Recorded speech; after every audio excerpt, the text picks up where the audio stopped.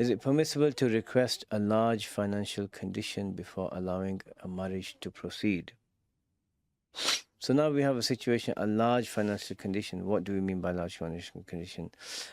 If it's a case of, there's the mahar issue, where traditionally there's been two types of mahar, right? And the fuqaha discussed this. There's the mahar, like you just pay, here's a one-off payment, whatever you want, you agree on it, it's given. And sometimes they had a thing called a mahar al-mu'ajjal and al-mahar al-mu'ajjal. The first with the ayn and the second with the hamza.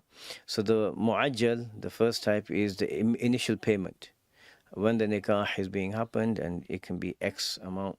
And the mu'ajjal is a delayed amount. So let's say they agree on say £5,000, whatever. And so he gives one now and four later, four to be given in 4 years or whatever. Or they can agree on whatever. Or if it's a case of, he has to give a large amount right at the beginning, in order to, to proceed with the marriage. All of these situations, I know if you speak to others, generally you're going to have, I mean, it's allowed to a certain degree within the Sharia. Is it the best course of action? Other people may disagree with me, and ahlan wa sahlan wa marhaban, they can disagree. But from what I've seen in, a number of scenarios, you want to facilitate a marriage. And like one of the sunnahs of a marriage is when the suitor comes and you've agreed, get married quickly. And in practical terms, what happens, people think, let's delay 6 months, a year, whatever, and then things creep in, problems creep in. So it's not the best situation. So what you want is, if someone's requesting a large amount right at the beginning, immediately that's going to put a big strain on the marriage. Immediately. I mean, if you're marrying a billionaire and so you say, look, I want 50 grand, and he'll like, fine, here, his pocket change to me, fair enough. But for most people, it's not that simple. And like I used to see in the Middle East, especially in Jordan, a lot of marriage was difficult. A lot of men worked and saved to get married, and usually they were in a stable financial condition in their 30s, and then they wanted a young wife, so they'd go marry someone much younger. And then the ladies of their age who've been demanding all of these things, was struggling to get married.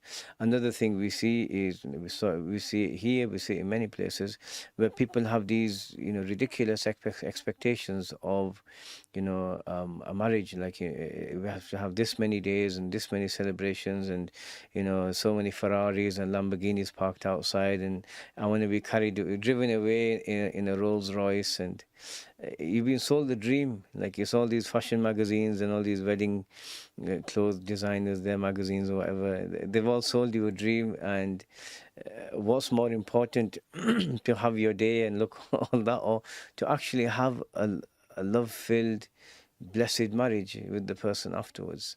And I'm not even just talking about the ladies, it's the guys as well who want the latest Versace suit, and the Rolls Royce and the bling bling and all that, right? Driving, like, what are you gonna get out of it long term? What's it gonna do? Okay, some happy memories, but then how many at a time does the actual costs and everything involved initially lead to problems later? So the same thing, someone expecting or asking, like the father, like a dower and these sorts of things, expecting a large amount of cash up front in order for the marriage to proceed. Like, do you want your children to get married?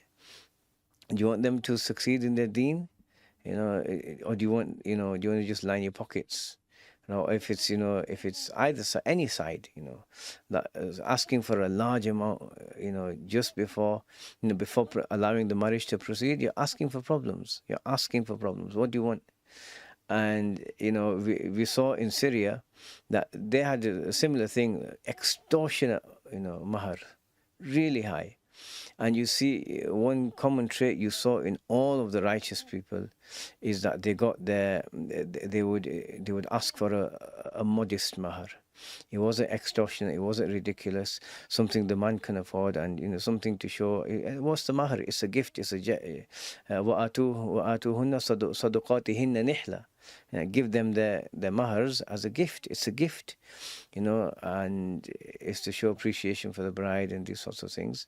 And then to go into it with, for either side, even if it's the bride or the bride's father or even the groom or the groom's family, we want this much money before we go into it. Like, do you want them to, succeed in their deen in life or not? And whenever marriage is made difficult, i.e. the process of getting married, then zina is made easy automatically by default.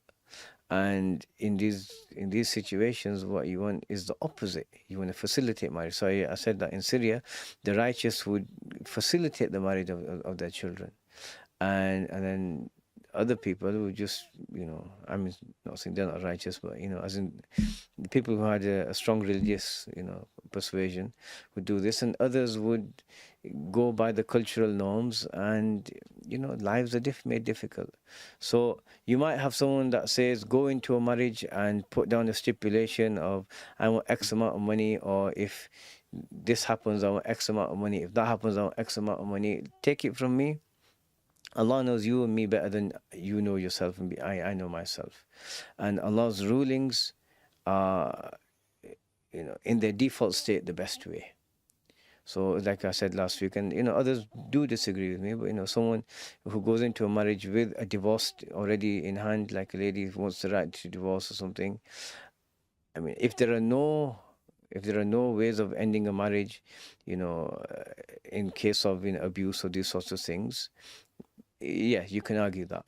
But like here, for example, in England, we have the Sharia courts, and there's a number of ways to have a marriage annulled.